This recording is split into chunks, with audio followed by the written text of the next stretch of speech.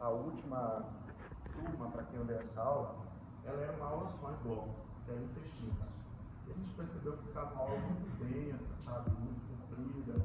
Ficou bem melhor desse jeito. Se bem que no cronograma de vocês, vocês têm um dia destinado ao intestino delgado e outro momento destinado ao intestino grosso. Na quinta-feira, da outra semana, não dessa, da outra semana, às 15h30, nós vamos fazer a nossa aula de reposição. Então, para a gente não perder a sequência, o que a gente vai fazer? A gente hoje seria grosso, a gente vai ver delgado. Na próxima segunda-feira, a gente vai ver grosso. E na aula de segunda-feira, eu esqueci agora qual é, que está no cronograma, a gente vai ver ela na quinta, às 15h30, tá bom? Para a gente não ter que vir aqui no período noturno, isso é melhor para vocês e para mim. Quinta, dia... já vai ser junho. Então é dia 4. Dia 4, exatamente, dia 4. Vai feriado? Não vou trazer vocês aqui no feriado, né? É porque eu tinha te perguntado dessa quinta agora, né, ô Júlia? Tá. E na sexta, como é que vocês estão de horário? Tá, de primeira às 6 horas. E sexta de manhã? Porque começa às 7 horas. Tá, eu vejo com você depois. É porque eu falei da outra quinta e você falou dessa, né? Tudo bem. Professor? Terça-feira de manhã eu dou patologia. Mas vocês têm a manhã toda? Não, até 10h10. Vocês têm até 10h10 livre ou aula até 10h10? Então vamos ver terça de manhã, tá? A gente vê aula na segunda e a gente vê terça de manhã. Amanhã? Não, terça na outra. Na outra. No caso, primeira terça de junho, que é dia 2. Então, primeira terça de junho, dia 2, às 8 horas. 2 horas a gente consegue ver o que a gente tem na cabeça. Vamos lá. Pessoal, então vamos lá. Intestino delgado. Olha só, lembra que eu falei para vocês do tubo digestivo, né? Tubo digestivo de boca até ânus, é tudo tubo digestivo. E a gente tem o tubo digestivo, o sistema digestório e tem as glândulas ou estruturas anexas. Bom, mais correto seria estruturas anexas. Pode falar.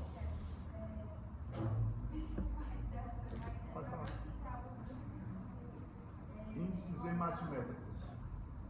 O nome dessas siglas que tem lá é índices hematimétricos. É o seguinte, Olívia, quando você pega o hemograma, você já deve ter percebido que no hemograma tem vários valores lá, né? Então a gente tem hemoglobina e hematócrito, que são os que a gente mais utiliza como referência, mas tem os índices hematimétricos. RDW, CHCM, HCM, eles servem para quê? Para eu saber qual tipo de anemia. Porque quando eu olho para a hemoglobina e hematócrito, só diz o seguinte, se o paciente tem anemia ou não. Não diz qual tipo de anemia tem. Então o paciente pode ter anemia porque ele tem uma doença autoimune, ele pode ter anemia porque ele está fazendo hemólise, por exemplo, ele tem um baço grande, o baço está lisando as hemácias dele, ele pode fazer porque ele está com sepse, está fazendo hemólise por conta da sepse, ele pode fazer porque ele faz diálise e quando o sangue passa pela máquina acaba lisando as hemácias dele, ele pode ser porque ele tem alguma doença relacionada ao metabolismo da bilirrubina, ele pode ser porque ele tem alguma doença genética. Então quem é que vai dizer para mim qual tipo de anemia? Por que isso é importante? Os índices hematimétricos vão dizer para mim qual tipo de anemia. Então, quero que vocês saibam o que são os índices hematimétricos. Pode colocar assim, tumores do reto. É mais fácil. O senhor falou que segunda-feira o senhor ia dar aqui quanto? O senhor... Não. Segunda-feira, então, você tem um cronograma aí pra gente? Não tenho. Tá, segunda-feira, pessoal, fica intestino grosso. Então, na segunda-feira nós vamos ver intestino grosso.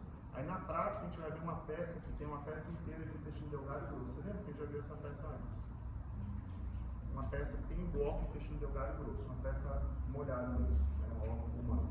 A gente vai ver isso na aula prática, na segunda-feira. A gente vai ver a aula teórica de intestino grosso e a prática. A aula que estaria no cronograma de segunda-feira nós vamos ver na terça, dia 2. Tá bom? Então vamos lá, continuando. Vamos ver hoje, pessoal, nessa aula esses seguintes tópicos aqui. Todos eles vão ser objeto de estudo. A gente vai começar pela introdução, como é que se divide o intestino delgado. Vamos falar depois do duodeno, que é uma porção especial, muito pequena, mas muito importante. Do ponto de vista cirúrgico, é a que mais pode dar problema, e vocês vão entender por quê. Vamos falar sobre jejum e ilho, que são segunda e terceira porções. Vamos falar um pouquinho sobre histologia, porque não é objeto da nossa aula, mas é importante que a gente entenda. Vamos falar de vascularização e inervação. E aí vamos para aquela parte que vocês gostam, apesar de se sentir um pouco confuso às vezes, que é a relação clínica. Então, vamos lá. O que é intestino delgado, pessoal? Com certeza, sem sombra de dúvida, é a parte que mais absorve todo o trato gastrointestinal. Então, 90% dos nutrientes são absorvidos nessa porção, que não é uma porção pequena, não é à toa que ela é grande. Ela é muito grande porque ela precisa absorver muita coisa. Então, 90% dos nutrientes são absorvidos aí. Veja que não é uma parte que participa tão ativamente da digestão, do ponto de vista de quebra de macronutrientes, como participa, por exemplo, do estômago, apesar de que o estômago é bem menor. Então, aqui eu não tenho tantas enzimas proteolíticas, enzimas, por exemplo, que quebram gordura, lipase, enzimas que quebram carboidrato. O suco entérico, tudo bem, tem enzimas, mas ele não é tão rico para efeito de quebra como são as enzimas produzidas pelo estômago.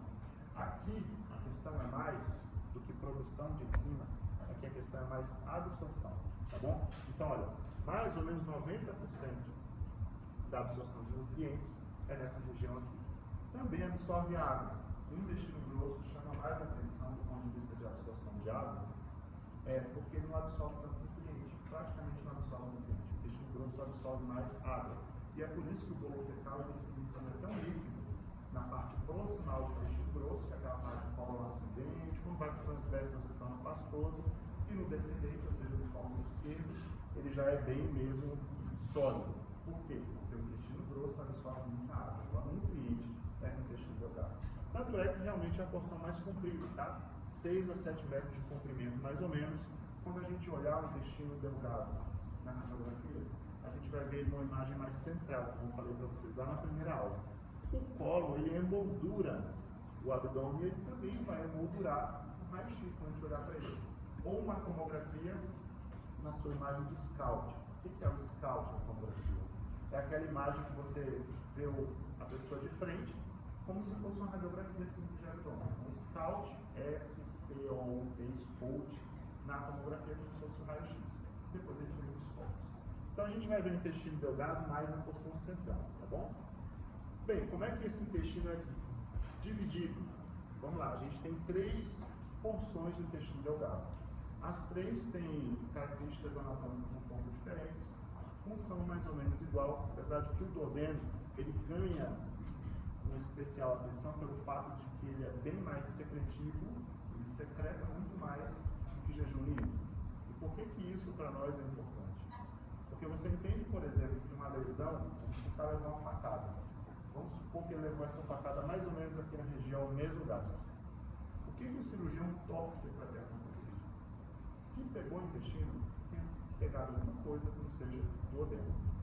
Porque duodeno, você entra lá, faz a rafia, ou seja, costura, né, como a gente costuma falar antes de ser estudante de medicina, costura o duodeno, e a gente sabe que pelo fato de ser um órgão muito secretivo, aquilo é fácil abrir. Quanto mais secretivo é a porção intestinal que você está considerando, mais fácil é que essa estrutura abra, e se ela abrir lá dentro, derrama líquido entérico onde? Dentro da cavidade peritoneal. Logicamente que o líquido entérico não pode ficar, você tem que reoperar o paciente para drenar e dar um jeito naquele duodeno.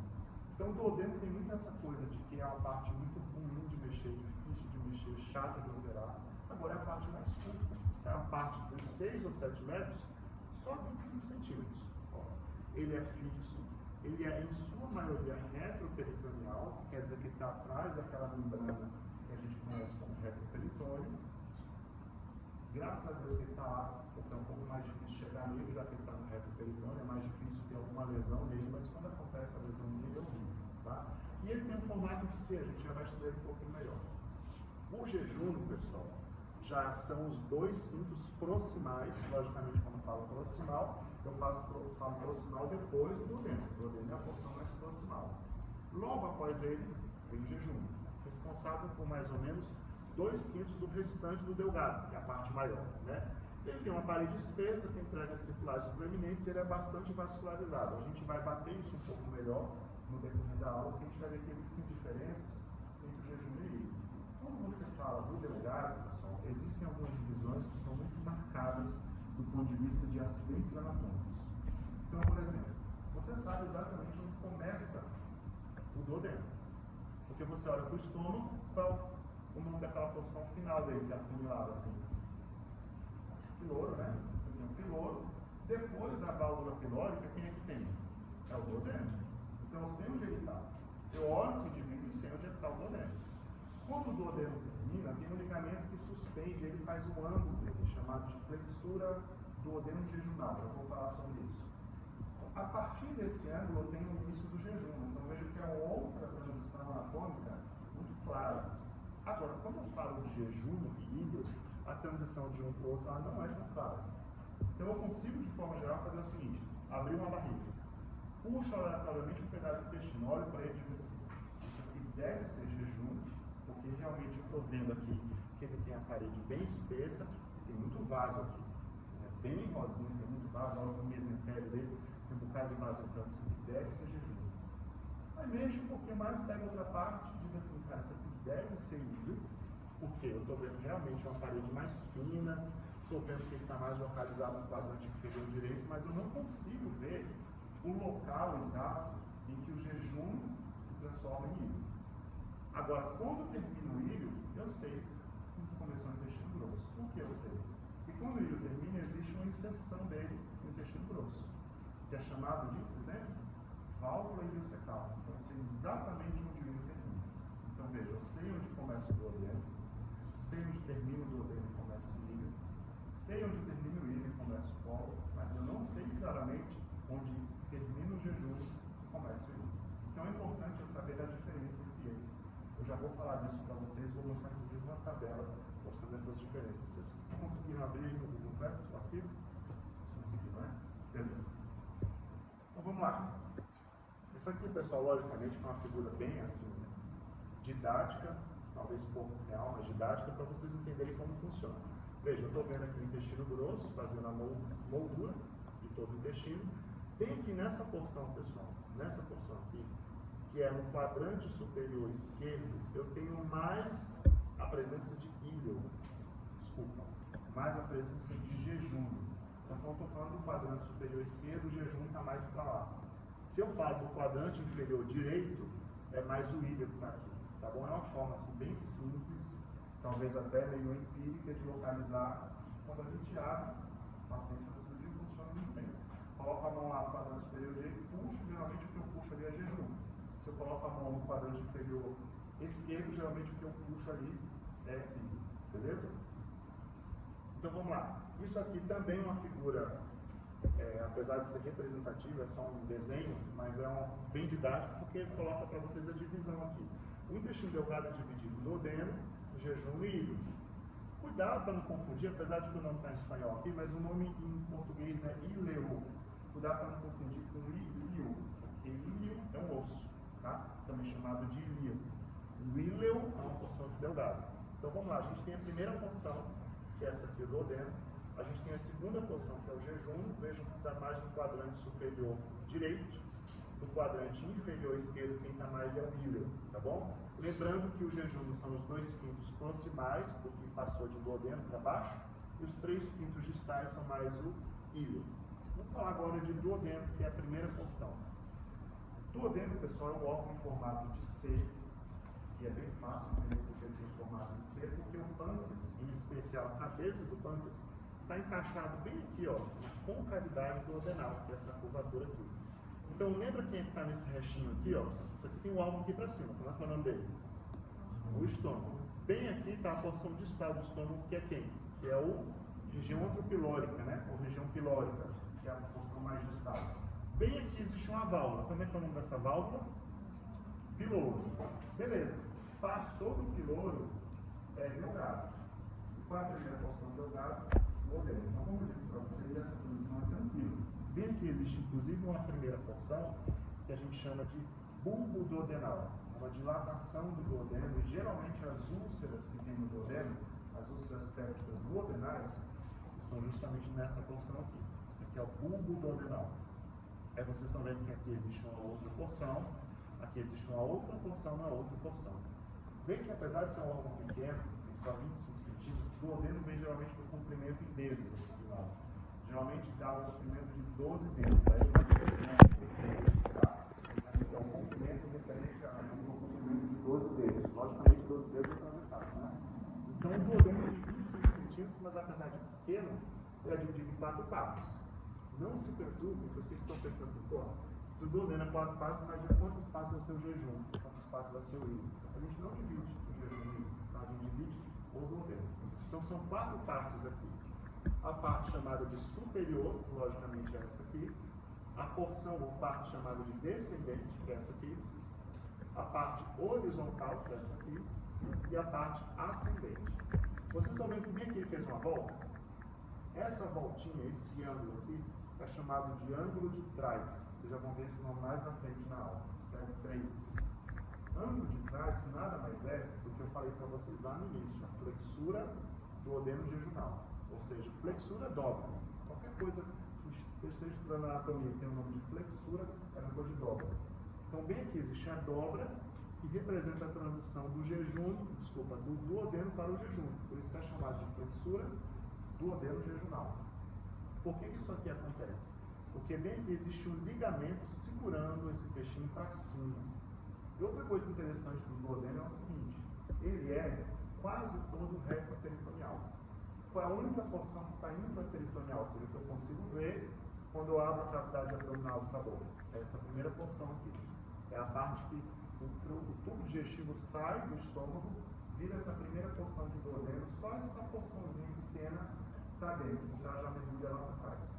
Quando ela mergulha lá para trás, eu estou falando de atrás, é o retroperitônio. Então, a partir do momento que ela mergulha lá para trás, eu não vejo mais ela, a não ser que eu abra o retroperitônio. Quando é que eu volto a enxergar o delgado? Nesse ângulo que está de trás, o intestino delgado sai lá de trás e vem para frente, ou seja, vem para dentro da cavidade peritoneal. Só que aí já passa a se chamar de jejum. Tá claro? Está muito rápido para vocês, está de boa, né? Se tiver alguma dúvida, oi? As porções? Tem um outro slide aqui que vai ter ela certinho, tá? Se não ficar claro para você, você fala por aqui. Ó, esse aqui é um slidezinho que mostra as porções do duodeno, tá? Então, quem é a primeira porção? A primeira porção é chamada de porção ou parte superior, tá bom? Vamos voltar aqui. Ó, falando de um pouco de esquelotopia, ela está mais ou menos ao nível da primeira vértebra lombar, que é L1. Vamos voltar para cá. Então, essa primeira parte, que é a parte chamada de superior, está mais ou menos ao nível da vértebra L1, tá? A primeira vértebra lombar. Segunda porção, que é chamada de descendente, ela é uma porção vertical, como o próprio nome diz, ela está descendo. E por que ela está descendo em vez de estar subindo? Porque quem dita, pessoal, que está descendo e está subindo, é o trajeto que o teu alimento faz que você come. Então, se o alimento veio de cá, do estômago, vem para cá e está vindo para cá, essa porção não poderia ser chamada de ascendente, apesar de ser vertical, e o ascendente também é vertical. Ela é chamada de descendente porque o alimento está fazendo esse movimento aqui, ó. Está descendo por aqui. Então, essa é uma porção descendente. Como é que ela está localizada? Ela vai de L1 até L3, tá? Ou seja, da primeira vértebra lombar até a terceira. Vamos para a terceira porção, que é chamada de horizontal. Ela é uma porção transversal, ela está mais ou menos do lado esquerdo e ela está ao nível de L3. Vamos voltar para cá. Isso aqui é uma porção transversal, o nome dela é horizontal, porção horizontal, está mais ou menos ao nível de L3. Então, L1, L3, L3. Vamos para a porção agora ascendente. É uma porção vertical, que está também à esquerda, tá? Até porque esse órgão está à esquerda da linha mediana, está subindo. Quem é que está subindo? O alimento, o resto de alimento, o alimento em digestão, e é por isso que é chamado de ascendente. Vai até onde essa porção ascendente? Até a flexura, como é que é o nome? Duodeno jejunal, que também é conhecida como ângulo de Trautz. Tá bom? A partir desse momento aqui, ela vira jejum. Você pode mostrar ascendente novamente? Posso mostrar o quê? Ascendente novamente. Então vamos lá. Porção superior, porção descendente, porção horizontal e porção ascendente. Porção ascendente é essa aqui. Tá bom? Isso aqui é mais para quando vocês forem estudar, ó, que vocês estão vendo aqui uma tabela, tá, de forma bem didática, mostrando como cada porção se comporta. Tá? Então vamos lá, mais uma vez. A porção superior é essa aqui. Essa aqui é a porção descendente. Essa aqui é a porção horizontal, essa aqui é a porção ascendente. Pessoal, apesar de eu ter pego essa figura aqui lá do KinHub, que é um site que eu gosto muito de utilizar, bem aqui essa porção que está voltando aqui para baixo, apesar de estar corada em verde, porque lá no KinHub, quando você seleciona o órgão, uma porção que você quer ver, ele cora esse órgão em verde e mostra para você. Então, apesar de estar corado em verde, cuidado, isso aqui não é duodeno, tá? Esse toquinho aqui é jejum. A partir do ângulo de trás, isso que sai aqui já é jejum, tá bom? Então eu falei para vocês do ligamento de trás. O que é o ligamento de trás? Nada mais é, pessoal, do que a porção de tecido conjuntivo que suspende o duodeno, e a partir desse momento em que ele sai do reto peritônio, ele passa a se chamar de jejum. Olha como ele é importante. Quando eu estou, vamos supor que o paciente chegou lá baleado, aí eu sou chamado para operar o paciente. Aí eu vejo que existe uma lesão transfixante no jejum dele. O que eu utilizo como referência na descrição anatômica para dizer a que distância que ele foi está? Eu sempre utilizo o ângulo de trás. Então eu digo assim, quando eu termino a cirurgia, eu vou fazer a descrição, coloco, foi identificada uma lesão transfixante causada por projétil de arma de fogo a 20 centímetros do ângulo de trás. Vamos supor que eu tinha um paciente com uma doença de Crohn, uma doença inflamatória intestinal, e eu vejo que ele fez uma ulceração, perfurou uma certa distância. Aí quando eu abro o paciente para operar, eu digo assim, foi identificado uma úlcera perfurada a 60 centímetros do ângulo de trás. Aí você fala, como é que você faz essa medida, já que você não tem régua no meio dessa medida? A gente faz uma medida bem empírica, que é visual. Então a gente faz uma coisa que a gente chama de correr alça. Eu pego a alça, como mais ou menos assim, eu sei que essa distância aqui dá mais ou menos 10 centímetros. Então 2 vezes, 3, então tá 30 centímetros. É bem empírico, mas se eu for pegar a medida, o cirurgião é bem habituado a fazer isso, vai dar uma medida bem aproximada da medida de régua. Qual o local inicial que eu pego para começar essa medida? É fácil identificar. Porque a transição do duodeno para o jejum é fácil de você ver, de você identificar. Então, o local em que o pedaço do intestino delgado sai do reto peritônio, eu sei que é o local em que o duodeno vira jejum. Então, eu pego lá, coloco o primeiro dedo meu lá naquela porção e saio medindo, saio correndo alça. Está 80 centímetros do ângulo de trás. Então, na cirurgia, eu sempre utilizo muito essa referência aqui, tá bom? O ligamento de trás nada mais é do que essa coisinha aqui, ó. Ligamento de trás, tecido conjuntivo aqui, que segura essa porção para cima. Mais uma vez, eu estou vendo o duodeno aqui. Que porção é essa? Descendente. Que porção é essa? Horizontal. E essa aqui? Ascendente. Isso aqui é quem já? Jejum. Isso aqui já é jejum, tá bom? Então, fez a curvinha aqui, virou jejum. Para quem é que suspende o jejum para cima? Desculpa, a transição, a flexura do duodeno jejunal para cima. Quem é que suspende? Ligamento de trás, tá bom? Como é que é o nome desse ângulo aqui? Ângulo de trás, tá bom? Então vamos lá. Pessoal, isso aqui é mais ou menos o que eu falei para vocês, da aplicação cirúrgica, né? Agora vamos falar um pouco das relações anatômicas do duodeno, porque tem relações muito importantes. É por isso que eu não posso tirar o duodeno, simplesmente igual eu faço com um pedaço de jejum, um pedaço de ilha. Então, se o cara levou um tiro, se o cara levou uma facada lá no jejum, e essa facada pegou mais de 50% dessa circunferência dele, geralmente eu utilizo isso como referência, eu vou lá e corto aquele segmento. Eu faço o que a gente chama de enterectomia, de onde vem ênfase, de delgado. Enterectomia segmentar. Quanto eu tiro? Depende do tamanho da lesão. Então, eu vou ver quanto tecido desvitalizado tem, quanto tecido morto tem, eu vou lá, secciono aquele trajeto ali e vou fazer uma coisa chamada de anastomose. Eu pego um pedaço do intestino e uno com o outro. Pronto, pego o porto proximal com o porto distal e uno os dois, ou seja, suturo os dois. Pronto. Se eu fiz isso em 10 centímetros de jejum, 10 centímetros de ilha, qual é o impacto que isso vai ter na minha digestão? Zero. Eu não vou ter um paciente com síndrome do intestino curto depois, porque eu operei só isso aqui, tirei só isso aqui. Agora o duodeno não dá. Porque o duodeno, além de ter muita função secretora, ele está num lugar que eu não consigo tirar ele sem mexer com outras coisas. Olha aqui, ó. Bem aqui. Quem é que está largando bem aqui, ó? Vocês vão estudar isso quando a gente vê fígado e vias biliares. Mas quando eu saio da vesícula biliar, eu tenho um duto aqui, chamado de duto colédoco, tá? O duto colédoco, ele vai desembocar bem aqui, na porção descendente do duodeno. Assim como o duto pancreático. Eu não posso ficar sem pâncreas. Então, se eu for lá e tiro o duodeno e simplesmente ligo isso aqui, o meu paciente fica sem secreção pancreática para a digestão dele. Então, eu não posso simplesmente ressecar o duodeno, eu não posso. Então, qualquer lesão que eu tenha nele, eu tenho que dar um jeito de reparar. Então, às vezes, o paciente faz uma lesão de parede duodenal e ele faz, por exemplo, um hematoma duodenal, bem grande, um hematoma de parede, sai apertando ele, estreitando ele. Cara, eu vou deixar esse paciente internado, vou colocar uma sonda para fazer alimento pelo jejum dele, e vou torcer, vou orar para ele, vou dizer para a família toda, fazer vigília e orar para ver se ele não tem problema no duodeno dele. Eu vou tentar uma vez conservador. Vamos supor que o cara leva uma facada aqui, ó, porção descendente do duodeno.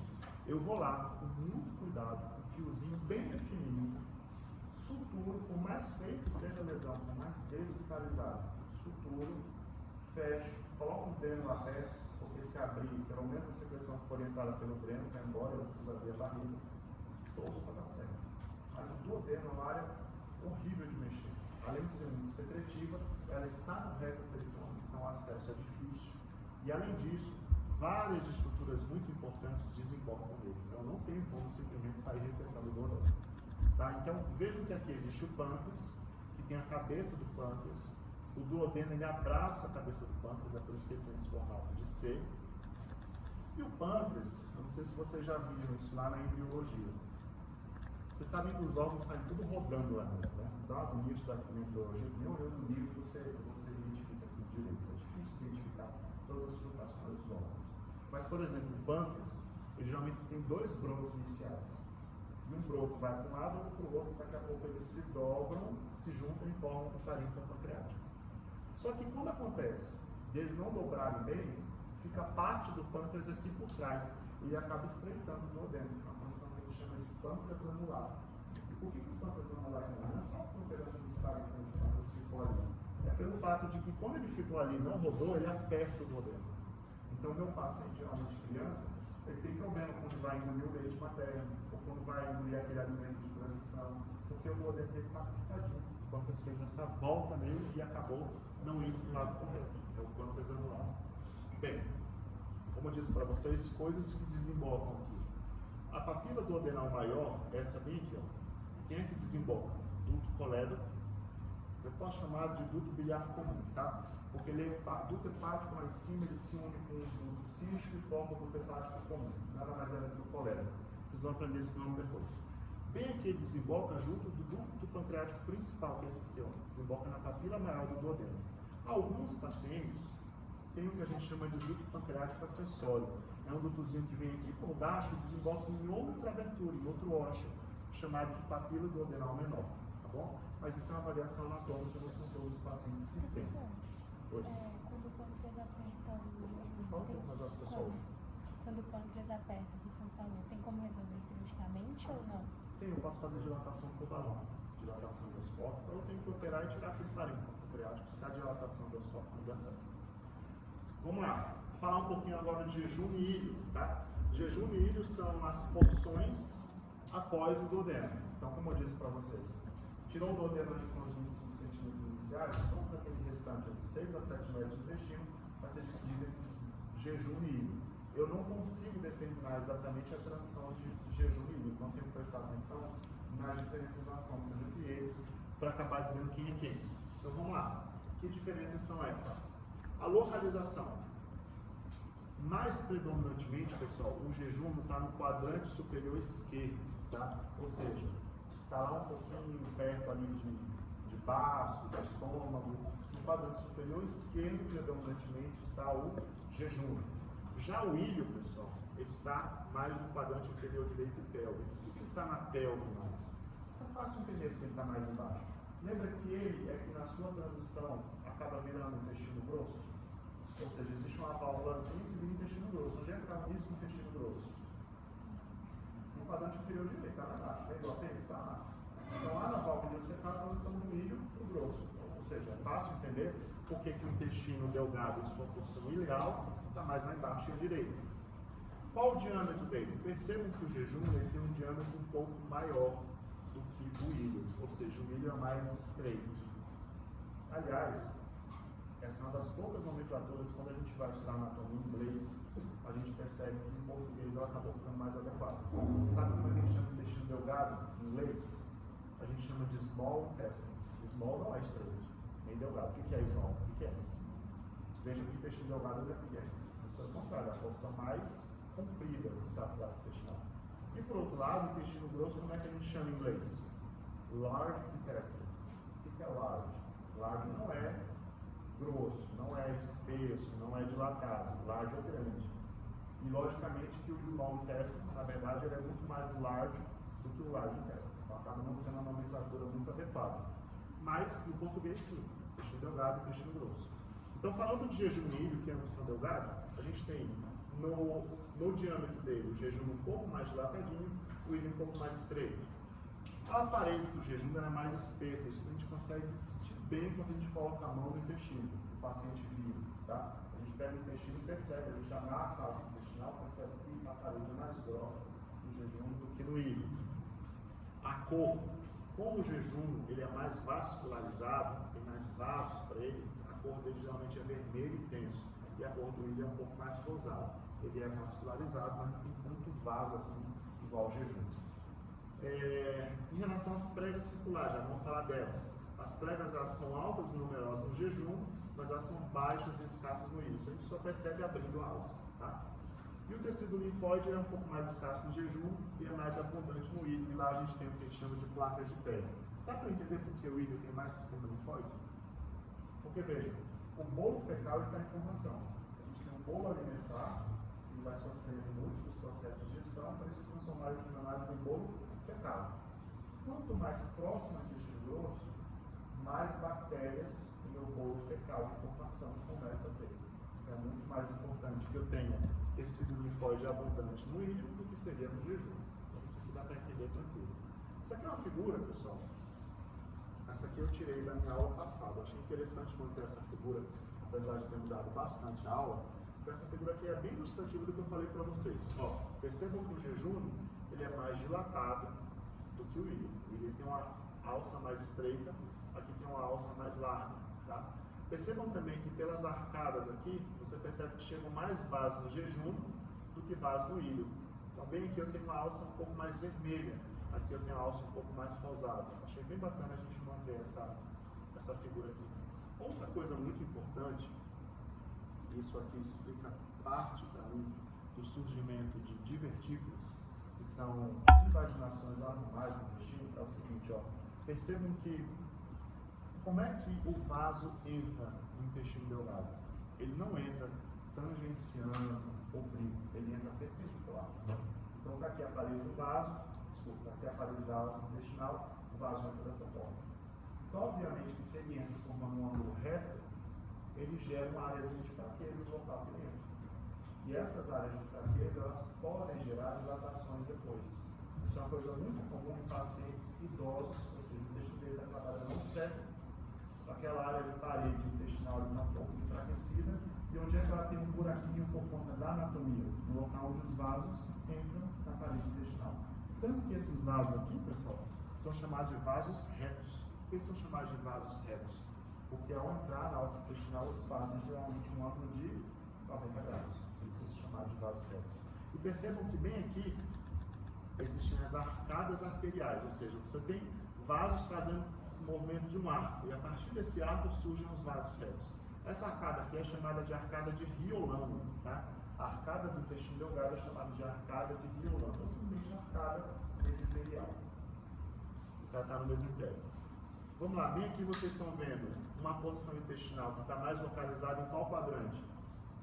O quadrante superior esquerdo, predominantemente lá. E essa é a parte proximal do intestino delgado, com exceção do duodeno. Que parte é essa aí? Isso é o jejum. Bem aqui vocês estão vendo uma parte mais distal, que está predominantemente localizada na fossa ilíaca direita. Esse aqui são 3/5, aqui são 2/5. Então aqui é um pouco mais alça, em termos de comprimento. Agora vamos lembrar das diferenças que eu falei para vocês. Qual a porção mais delgada do intestino delgado? Se eu posso falar dessa forma. Jejum ou ilho? Ilho, esse aqui, tá? A parte mais dilatada é o jejum. Qual é a parte que é mais vascularizada? Por isso tem a coloração vermelho vivo. Jejum. Essa aqui é a parte, apesar de bem vascularizada, tem uma cor um pouco mais suave, é um rosado. Qual a parte que tem a parede mais espessa? Jejum. Essa aqui é a parte que tem a parede mais espessa. Aqui tem a parede um pouquinho mais delgada. É importante que vocês saibam essas diferenças para a prova, tá bom? Olhem para mim. É importante que vocês saibam essas diferenças para a prova, tá? Vamos continuar. O que é o mesentério? Pessoal, mesentério, quantos participaram de necrópsia aqui comigo já? Quantos estavam na última que eu fiz? Vocês lembram que ao tirar o intestino, eu disse assim, olha, esse aqui é o mesentério que está prendendo as alças intestinais aqui para baixo? Lembra que ele parece um moleque? Porque ele tem uma raiz única, só que ele abre, assim, para segurar o intestino. Mesentério é isso aqui, ó. Mesentério é o local por onde os vasos entram no intestino. Portanto, os vasos entram na borda mesentérica ou na borda antemesentérica. Deixa eu mostrar para vocês o que é uma borda mesentérica. Borda mesentérica é a borda onde o mesentério se insere, essa aqui. Essa aqui é a borda antemesentérica, ante com E, tá bom? Ou seja, está do lado oposto ao do mesentério. Então, onde é que os vasos entram? Na borda mesentérica. Lógico. Se é o mesentério que está trazendo os vasos, ele se insere na alça através da borda mesentérica. Essa aqui é a borda antemesentérica. Então, borda mesentérica, borda antemesentérica. Então, o mesentério, pessoal, além de segurar o intestino dentro da cavidade peritoneal, porque ele é preso lá, essa é a origem dele, é o mesentério, logicamente que ele carrega os vasos também. Olha como isso é importante. Se eu tiver um paciente, vou colocar um outro aqui que levou uma facada, o cara levou uma facada, e eu percebo que a facada não pegou no intestino, abre a cavidade, tem muito sangue lá dentro e tal, não pegou no intestino, mas eu percebo que parte do intestino dele morreu, sofreu isquemia, está sem ligação arterial, isso pode ter acontecido pelo seguinte: se eu tenho uma base única do mesentério e ele irriga toda a porção distal, ele abre o leque, logicamente que quanto mais proximal for a lesão do mesentério, pior para o paciente. Porque quanto mais proximal, mais a artéria troncular ele vai pegar, em vez de pegar as periféricas. Então, olha só, deixa eu mostrar aqui para vocês de novo, essa figura. Vocês acham que é mais grave uma facada aqui ou uma facada aqui? Proximal, né? Porque se eu peguei uma facada proximal, tudo que está distal dela vai ficar sem sangue. A mesma coisa vale para um quadro que eu chamo de infarto intestinal, também chamado de isquemia mesentérica. Por que acontece isquemia mesentérica? Vocês sabem o que é isquemia? Isquemia é falta de sangue, isso aí está claro para vocês. Olha como o nome fica fácil. O que é isquemia mesentérica? Faltou sangue no território de ligação da artéria mesentérica. Então pode ser que eu tenha uma isquemia mesentérica, vamos supor, deu um êmbolozinho, que é um coágulo que andou, deu um êmbolozinho bem aqui, ó. Se der uma isquemia mesentérica só de um vaso reto desse aqui, você nem vai perceber a alteração na cor do vaso. Enquanto o vaso muito sangue chegando lá, que o suprimento arterial da ponta. Agora vamos supor que eu tenho um coágulo, ou um tronco, um coágulozinho saiu do local, que passa a se chamar, portanto, de êmbolo. Esse êmbolo vem parar bem aqui, ó. Se ele vem parar bem aqui, toda essa parte distal, em relação a essa artéria aqui, vai estar sem sangue.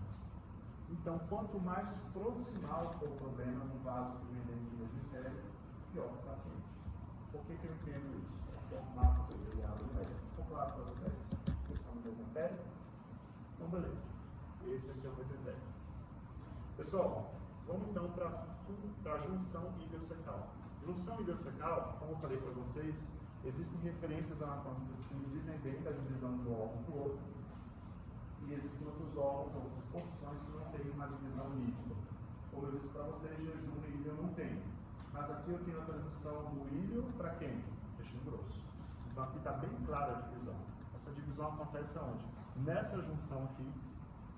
E essa junção ela tem uma válvulazinha, que é chamada de válvula iliocecal. Então bem aqui em verde, pessoal, está a válvulazinha, tá? Válvula iliocecal. Então nesse local, vamos supor que você está desconsiderando toda essa parte de ligamento. Você está vendo quem está vindo aqui por trás? Quem está vindo aqui por trás? Qual é a porção de delgado que está vindo aqui? Íleo. Isso aqui é o íleo terminal, ou seja, a parte final do íleo. O íleo está se inserindo no intestino grosso e formando essa papilazinha. Para que serve essa papilazinha? Isso é um mecanismo de esfíncter que faz com que o que passar para dentro do intestino grosso não reflua para dentro do intestino delgado. Eu chamo isso aqui de válvula iliocecal. Onde é que a válvula iliocecal está? Na junção iliocecal, tá bom? Então a junção iliocecal, ou seja, o local onde ele se junta com o septo, ele é determinado ali no limite dele pela válvula iliocecal. Vamos como essa válvula é interessante. Vamos supor que esse meu paciente que nós vimos lá no caso clínico, ele tem um tumor de reto. Ele tem um tumor de reto. Vamos supor que esse tumor de reto cresça, e a partir de um momento, em vez de dar fezes em fitas, ele dá uma obstrução intestinal completa. Não sai mais nada por lá. A partir do momento em que não sai mais nada, se o paciente continua comendo, as fezes não estão sendo formadas ou não? Pronto, continua comendo. O que vai acontecer com essas fezes? Elas vão ficar represadas lá. E se elas estão represadas, a tendência é que elas enchem o intestino grosso e tentem refluir para onde? No delgado. Se elas conseguem chegar no delgado, o cara vai obstruir o delgado também, daqui a pouco ele começa a vomitar. Qual é o aspecto desse vômito que ele vai ter? A gente chama de vômitos fecaloides. E por que esse aspecto dos vômitos fecaloides? Porque a obstrução está lá embaixo. As fezes vieram caminhando para daqui a pouco o cara está vomitando fezes. Coisa horrível de ver. Isso aí incensa a enfermaria toda do cara, tá horrível, o cara fica mal, fica com aquela litose horrível, ele está vomitando fezes, desse jeito mesmo. Só que é um detalhe. Para isso acontecer, eu preciso ter uma válvula incompetente. Porque se ela estiver competente, ele não vai ter vômito fecaloide. Ele vai estender o intestino grosso ao ponto de perfurar, mas ele não vai ter vômito fecaloide. Então, olha só, coisa interessante. Quando a gente faz prova de residência, lá vai assim, ó. Vou colocar um caso para vocês. Vamos supor que o caso seja esse que a gente viu no nosso caso 4. E lá está dizendo assim, o meu paciente ele não tem vômitos fecaloides. Numa das afirmativas daquela de análise de sentenças pode ter assim, pelo fato de não haver vômitos fecaloides, a obstrução do intestino grosso está descartada. Eu posso afirmar isso? Não, porque pode ser que eu tenha uma obstrução de intestino grosso, mas com a válvula ileocecal competente. Se ela estiver competente, eu não vou ter vômitos fecaloides. Agora, a grande questão é, em quantos pacientes isso aí acontece? Se você for ler os seios no tratado de cirurgia, você vai ver que 50% dos pacientes com doença do colo tem válvula ileocecal competente e 50% com válvula ileocecal incompetente. Então, é muito importante eu saber desse detalhe. Porque se eu tiver vômito fecaloide, eu sei que o paciente tem uma obstrução baixa, perfeito. Mas se eu não tiver vômito fecaloide, eu não posso descartar a obstrução baixa. Por quê? Porque entendendo como a válvula ileocecal funciona, eu posso entender o seguinte, tem paciente que tem ela funcionando e tem paciente que não tem ela funcionando. Beleza? Estou mostrando outra figura aqui, para vocês verem, sem ligamento, sem nada em cima, como é que funciona a válvula ileocecal, na junção ileocecal. Esse aqui é o ilho terminal, bem aqui ele se insere lateralmente, ele faz um ângulo mais ou menos de 90 graus. Está aqui o intestino grosso, sua porção proximal, vou colocar assim, ó. Vamos supor que aqui seja o septo, tá? A válvula ileocecal se insere bem assim. Onde é que está o apêndice? Pertinho. Tanto uma referência boa, que eu tenho quando estou procurando o apêndice no macho, eu vou lá e procuro a válvula ileocecal. Onde é que ela está? Começa a palpar, né? Aqui é ilho, aqui é o grosso, então o apêndice está aqui por perto. Eu vou lá e acho o apêndice, está bem aqui, ó. Tá bom? Ficou claro para vocês? Válvula ileocecal? Beleza. Vamos falar um pouquinho de histologia, apesar de não ser nosso objetivo. Lembra que eu falei para vocês que o intestino delgado tem várias pregas, né? Essas pregas é importante para entender elas, porque às vezes elas aparecem na imagem, indiretamente. Quando eu olho a imagem de um raio-x ou de um scalp de uma tomografia, eu posso ver indiretamente essas válvulas. Já vou mostrar para vocês como é que isso aqui funciona. Agora, essas válvulas, que a gente chama de válvulas coniventes, pessoal, elas são formadas, deixa eu mostrar aqui para vocês.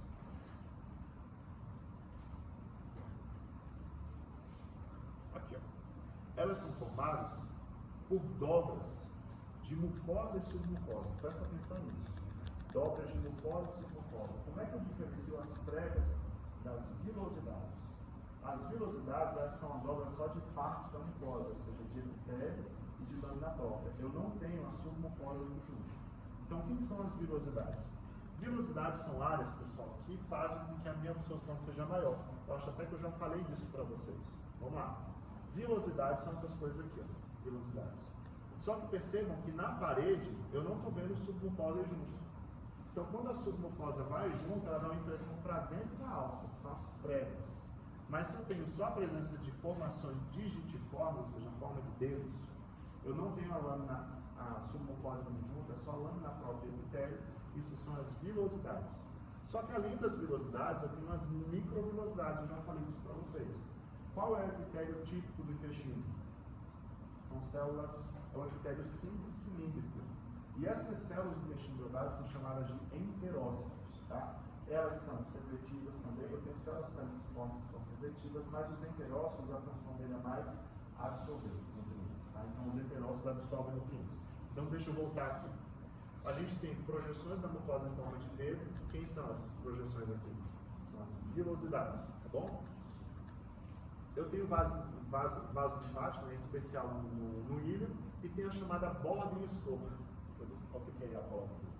Borda em escova, borda uma escovinha de cabelo. O que é a borda em escova, pessoal? Borda em escova é isso aqui, ó. Borda em escova, que são as microvilosidades. Então vejam, as microvilosidades, elas são únicas na célula. As microvilosidades existem em nível celular. E as vilosidades é um conjunto de células juntas, em projeção de dedo, em forma de dedo. E quem são as vilosidades? Projeções parciais da parede. São projeções apenas do epitélio e da lâmina própria. Não entra submucosa junto. Cuidado com isso em prova, tá bom? Se bem que isso aqui é uma questão mais de histologia do que anatomia. Mas enfim, vocês estão vendo aqui, ó. Se existe a projeção de parte da mucosa, não vai junto à submucosa, eu estou falando das vilosidades. Quem são as pregas? Prega é quando vai tudo isso aqui junto, tá? Tudo isso aqui junto. Não está aqui na figura. Bem aqui, pessoal, vocês estão vendo que a lâmina, a submucosa ficou, portanto essas projeções são pregas ou são vilosidades? Vilosidades. Se a submucosa ficou aqui embaixo, são vilosidades. Bem aqui, vocês estão vendo projeções em forma de dedo, tem várias células aqui. Se eu aproximar cada uma delas aqui, ainda vou ver uma borda escova, que são as microvilosidades, mas essas formações em forma de dedo são as vilosidades. Se a submucosa está aqui ainda, é porque não é prega. Bem aqui eu estou vendo uma seção transversal, tá, do intestino delgado, eu estou vendo todas as camadas aqui. Eu estou vendo serosa, estou vendo muscular, estou vendo a submucosa e estou vendo a mucosa. Vocês veem que a projeção é de parte da mucosa, então essas projeções são as vilosidades, não são pregas, tá? Uma coisa interessante aqui, pessoal, lembra que eu falei para vocês que quase todo o trato gastrointestinal tem duas camadas musculares, né? Uma longitudinal externa e uma circular interna. É assim no delgado, tá bom? O que difere em termos de camada?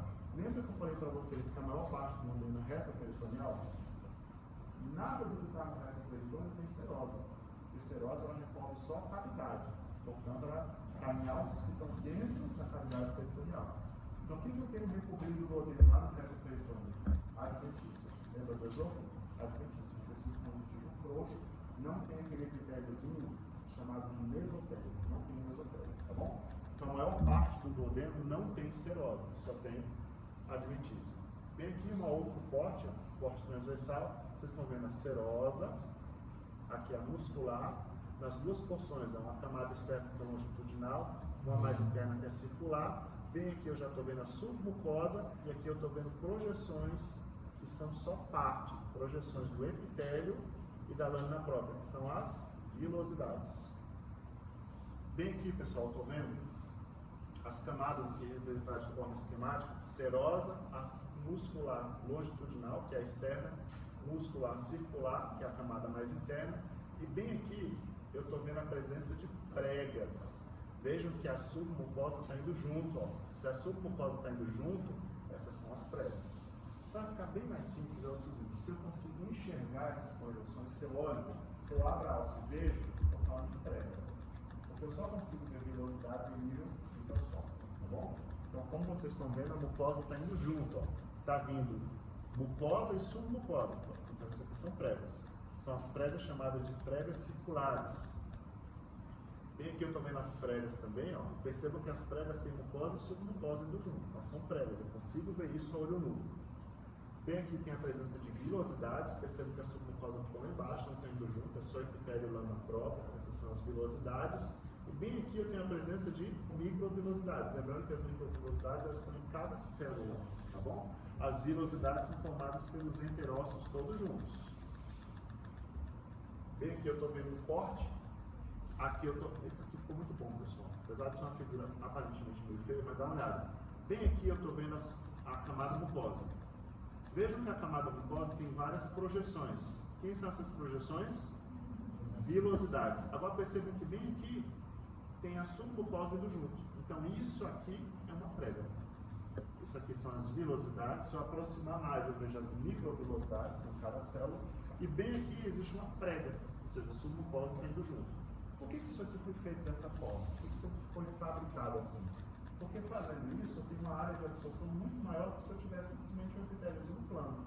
Quando eu faço essas dobras, eu aumento muito a área de contato com o meu alimento que está passando por lá. Então eu tenho uma área de absorção maior. Pregas, como falei para vocês, são projeções de mucosa e submucosa, e olha como as pregas podem aparecer lá no teu raio-x que eu vejo no teu paciente. Percebam que eu estou vendo aqui, um paciente, essa imagem aqui no meio, pessoal, é delgado ou grosso? Se é uma imagem mais central, é delgado, tá bom? A imagem mais periférica seria grosso. Então isso aqui é delgado. Só que eu percebo que essas alças estão bem dilatadas, né? Elas estão dilatadas. E quando elas estão dilatadas, eu posso ver esse padrão, que eu chamo de padrão de empilhamento de moeda. A gente lembra de empilhamento de moeda, né? São várias moedas empilhadas. E por que esse padrão de empilhamento de moeda acontece? Por conta das pregas coniventes, que são as pregas circulares. Então veja que eu não estou vendo as pregas no raio-x, eu estou vendo a imagem de uma alça preenchida com gás, mas eu consigo indiretamente saber que elas estão aí, por causa dessa imagenzinha aqui de padrão de empilhamento de moeda. Existem também, pessoal, as chamadas de criptas de Lieberkühn, tá? Esse nome é um nome alemão, se alguém sabe alemão e eu preenchi errado, me corrija aí, mas a gente chama de criptas de Lieberkühn, e são essas células, essas glândulas tubulares localizadas entre as vilosidades. Vou mostrar aqui para você quem são, mais aqui, ó. São formações glandulares localizadas entre as vilosidades. Produzem principalmente bicarbonato, tá? E existem também algumas glândulas, chamadas glândulas de Brunner. Essas glândulas aqui, elas produzem muco alcalino, né, que é para o epitélio não sofrer tanto. E existem também as placas de pé. Vocês lembram onde é que elas estão mais? No jejum ou no ilho? Placas de pé estão mais no ilho, são formadas por tecidos linfóides ali junto, geralmente na submucosa. Vamos falar de vascularização, pessoal. A vascularização aqui, ela é composta principalmente pela artéria mesentérica superior. A artéria mesentérica superior, ela é um ramo direto do tronco celíaco, tá? Mas também parte do intestino é nutrida pela artéria mesentérica inferior, apesar de uma parte um pouco menor. Então, quando eu tenho a transição do jejum para o ilho, geralmente quem passa do ilho proximal é a artéria mesentérica inferior, tá bom? Então, a artéria mesentérica superior, maior parte ali que é mais vascularizada, então vejo que apesar dela pegar mais uns 2 quintos, ou seja, uma parte um pouco menor, ela é uma artéria mais robusta, que realmente nutre um pouco melhor, tanto que o jejum é mais vascularizado que o ilho. Já no ilho, a transição de jejum para o ilho, eu passo pela artéria mesentérica inferior como responsável, tá? Bem, vamos lá. Bem aqui, pessoal, está mostrando um pouco para vocês da nutrição arterial, né, da irrigação arterial, por parte que vai para o duodeno, porque o duodeno é uma porção pequena, mas como eu falei para vocês, é muito importante. Dê uma olhada aqui, bem aqui, ó, uma artéria muito importante. Esse aqui é o aorta, tá? Bem aqui tem o tronco celíaco, e um dos ramos do tronco celíaco é a artéria hepática comum. Lembra que eu falei para vocês na aula anterior? Da artéria hepática comum, parte uma artéria que é chamada de artéria gastroduodenal. E por que ela é chamada de gastroduodenal? Porque parte dela vai para a pequena curvatura do estômago, vocês lembram disso?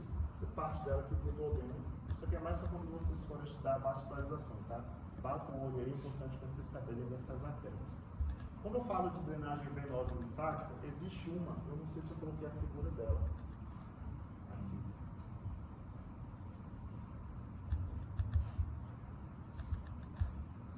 Coloquei. Existe uma veia aqui bem importante, que é chamada de veia mesentérica superior, que é essa bem aqui, ó. Na verdade, ela é uma grande tributária. Desculpa, ela é uma grande veia que tem várias tributárias, né? Eu tenho essas tributárias aqui, todas colocam para ela que é a veia mesentérica inferior. Então, a veia mesentérica, superior, ela é a principal responsável pela drenagem do intestino delgado, em suas diversas torções, tá? Vejam que eu tenho todos esses arcos venosos aqui, ó, drenando, em última análise, para ela. E ela tem uma coisa muito interessante, ela passa pela frente do duodeno. Então, olha só, estou operando o duodeno, ele passa no reto peritônio. Estou apressado, tem outro bariátrico operar, vou lá, essa aqui tem uma veia passando pela frente, eu vou só ligar ela, eu quero chegar no duodeno. Aí eu ligo a mesentérica, a veia mesentérica superior. O que eu faço com a minha drenagem do intestino delgado? Ela vai toda pro saco. Então, eu vou passar, tem uma congestão aqui, venosa, A partir da congestão, nenhuma artéria consegue mais colocar sangue para dentro, porque está congesto, eu tenho o meu intestino delgado todo. Eu fui apressado e resolvi ligar uma artéria, uma veia que eu não poderia ter ligado, que é a veia mesentérica superior. Inervação, pessoal, é mais para que a gente acabe não deixando de ver, tá? Mas é uma parte tão importante, eu não considero para vocês, isso aqui é mais em técnica cirúrgica mesmo, mas eu queria chamar a atenção para duas coisas aqui. O plexo mioentérico, que é o de Auerbach, que a gente já falou dele antes, e o plexo submucoso, que é o de Master. A gente tem dois plexos que são responsáveis tanto por secreção quanto por movimentos peristálticos. Um está numa localização, o outro está na outra. Onde é que está o plexo mioentérico, pessoal? O mioentérico está dentro da camada muscular, o próprio nome diz mioentérico. Já o plexo de Meissner, pessoal, ele é um submucoso, ele está dentro da submucosa, tá bom? O plexo de Auerbach está dentro do músculo, o plexo de Meissner está dentro da camada submucosa. Coloquei para vocês de novo essa figura para mostrar para vocês onde é que fica cada músculo. Dá uma olhada, cada rede, né, venosa. Esse aqui é o plexo de Auerbach. Percebam que ela está entre a camada longitudinal, que é externa, e a camada circular, que é interna. Plexo mioentérico de Auerbach. E bem aqui eu estou vendo o plexo de Meissner. O plexo de Meissner é dentro de quem, pessoal? Da submucosa, tá bom? Ele é mais profundo. Dá um tempinho aí, 5 minutinhos, para a gente entrar em correlação clínica.